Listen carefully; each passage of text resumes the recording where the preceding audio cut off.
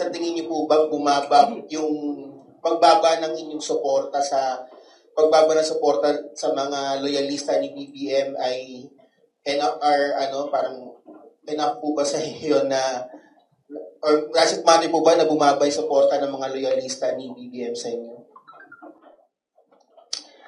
Hindi ko alam kung ano yung nire-refer nila na nabudol ko sila.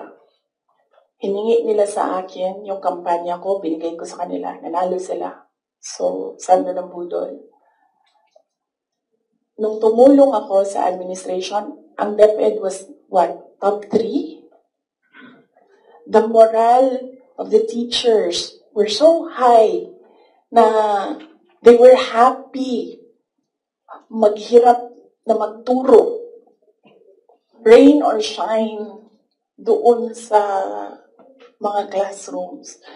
So, saan na nabudol?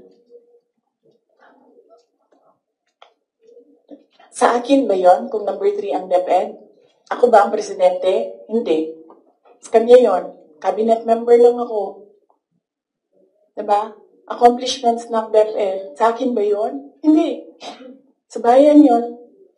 Accomplishment yon ng president. So, budol.